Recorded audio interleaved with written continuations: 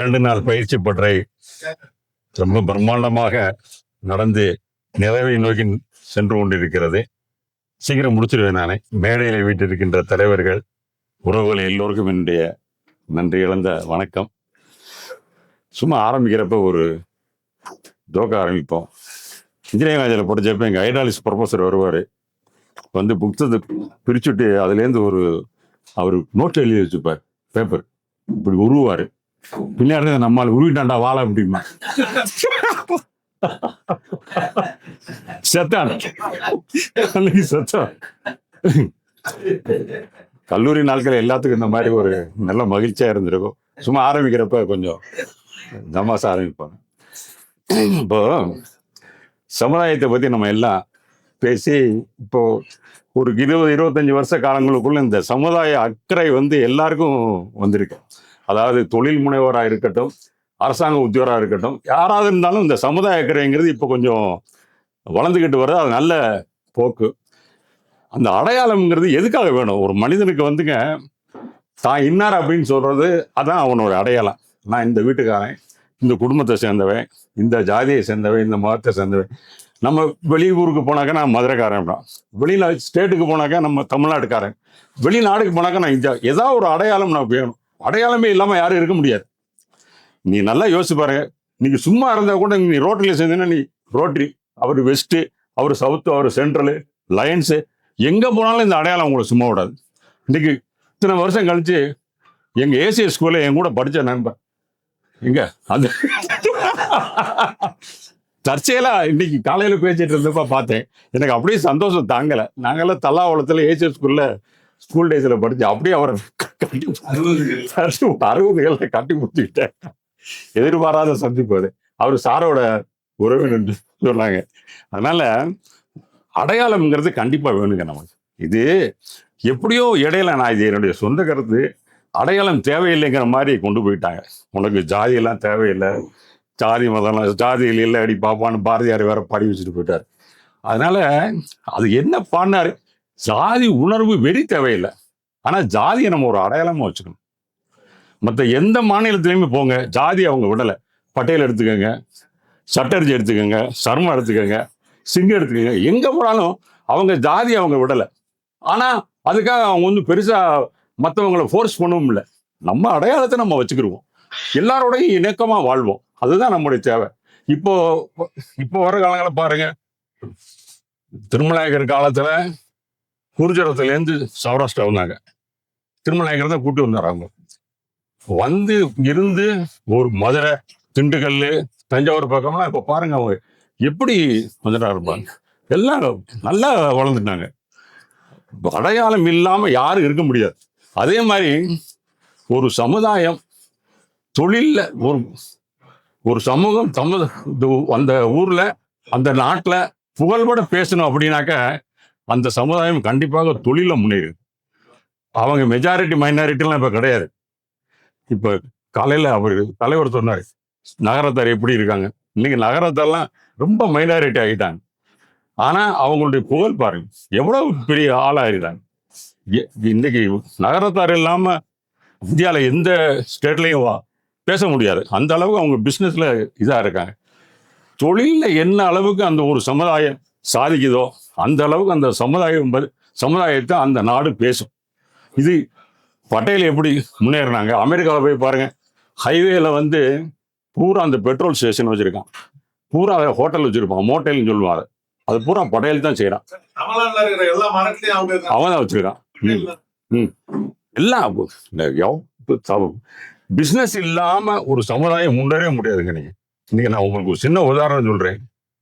வன்னியர் சமுதாயம் நம்மளுக்குள்ளதான் பேசிக்கிறோம். ரொம்ப அவங்க கட்சி ஆரம்பிச்சப்ப தெரியும் நம்மளுக்கெல்லாம், மரத்தை பூரா வெட்டி போட்டு அடிச்சு ஒரு மாதிரி வன்முறையா ஆக்கிட்டாங்க. தலைவரோட சொன்ன நாங்களாம் அடிவாங்கிருக்கோம், அவங்க அடி கொடுத்துருக்காங்க. அந்த மாதிரி இருந்தவங்கள குருமூர்த்தி தெரியுமா அவங்களுக்கு, துக்ளக்கு, அவர் ராமதாஸ், டாக்டர் ராமதாஸ் கூட்ட அவர் கேட்டப்ப ராமதாஸ் குருமூர்த்தி ஒரு பதில் சொன்னாரு. நீங்க கவுண்டரு நாயுடு எல்லாம் பாருங்க, நாடாரு பாருங்க, அவங்க எல்லாம் அவங்க சமுதாயத்தை வளர்க்கறதுக்கு தொழில போனாங்க. நீங்க உங்க சமுதாயத்தை மறந்து விட்டு ஒன்றும் இன்னைக்கு பாருங்க, அரசியல் அவங்க வேணா பெருசா எதிர்க்கலாம். ஆனா ஒரு மரியாதைன்னு ஒண்ணு இருக்கு. இது நம்மளுக்குள்ளதான் பேசிக்கிறோம், வெளியே பேசலாம். மரியாதைன்னு ஒண்ணு இருக்குல்ல, அந்த மரியாதை கிடையாது. இன்னைக்கு நீங்க செட்டியார பேசுங்க, அது மரியாதை. நாடார பேசுங்க, அண்ணாச்சி மாதிரி சொல்லுவோம். அவ்வளவு அவ்வளவு புகழ் எப்படி வருது, பேர் எப்படி வருதுன்னா இந்த தொழிலை வச்சுதான் வரும். அப்ப இந்த சமுதாயம் தொழிலுக்கு எப்படி கொண்டு போகுது? நீங்க பிஎஸ்ஜி ஆர்ட்ஸ் காலேஜ் கோயம்புத்தூர்ல இருக்கு. கனக சபாபதினு ஒரு ப்ரொஃபஸர் அங்க இருக்காரு. அவர் என்ன பண்ணாரு, அவங்க எம்பிஏ ஸ்டூடெண்ட் ஒரு 10 பேரை வச்சுக்கிட்டு ஒரு 10 வருஷத்துக்கு முன்னாடி இந்த நாமக்கல் ஈரோடு அந்த பெல்ட்ல ஒரு சர்வே பண்ணார். நாமக்கல்ல மட்டும் இந்தியாவில் இருக்கிற போர்வெல் இருக்கு பார்த்தீங்களா, வண்டி போர்வெல் போட கிட்டத்தட்ட 60% வண்டி நாமக்கல் இருக்கு. எங்க போர்வெல் போனாலும் இன்னைக்கு எல்லாம் புதுசா மாறிடுச்சு. அந்த காலத்து கவுண்டர், பூரா கவுண்டர் வண்டியை எடுத்துக்கிட்டு எங்க போனாலும் பஞ்சாப்ல போய் போர்வெல் போட்டு வருவான். எங்க போனா அவன் தான் போர்வெல் போடுவான், அவனுக்கு தான் அந்த டெக்னிக் தெரியும்.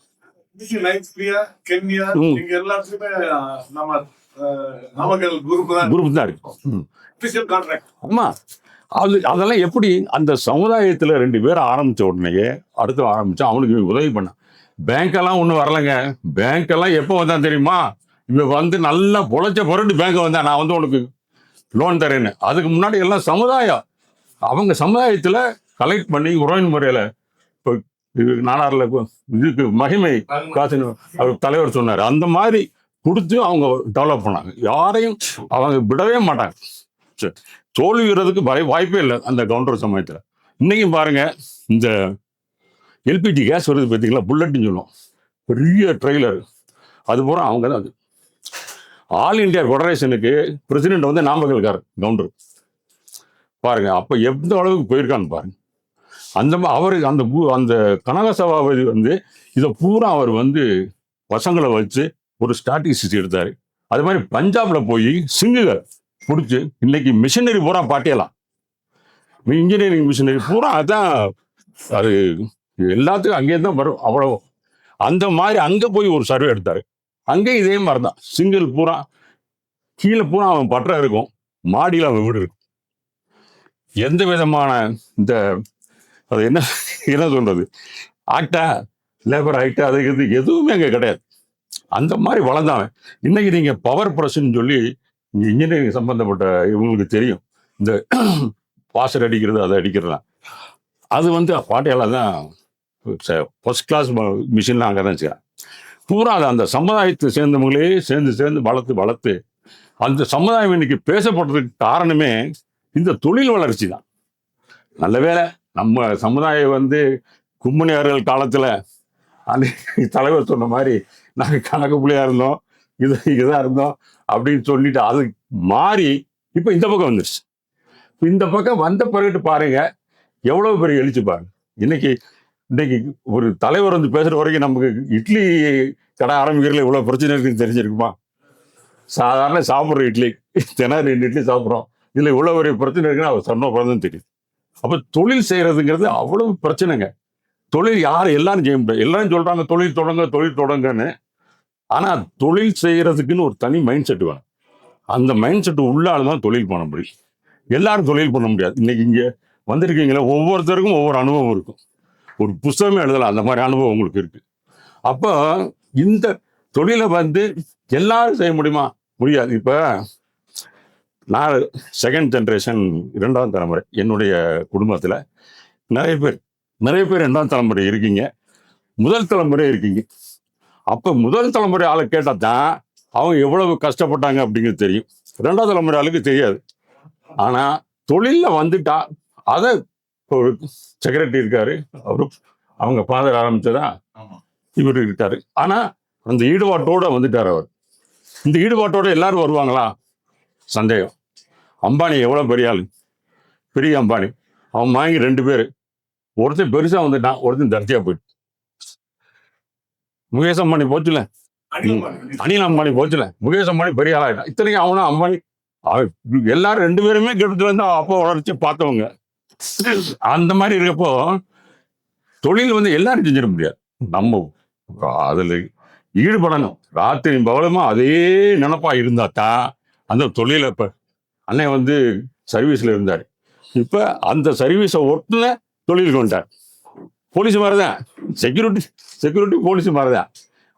அவர் என்ன செய்யறாரு, அதே கவனம் மறந்தாட்டா ஆள் பஞ்சம், அது பஞ்சம், அது பஞ்சம், அங்கே போகணும், இங்கே போகணும், கம்ப்ளைண்ட் வரும், எத்தனையோ இருக்கு. அது தொழில் பண்றதுக்கு அந்த தொழிலை தவிர வேற சிந்தனை இருந்துச்சுன்னா தொழில் நடத்த முடியாது.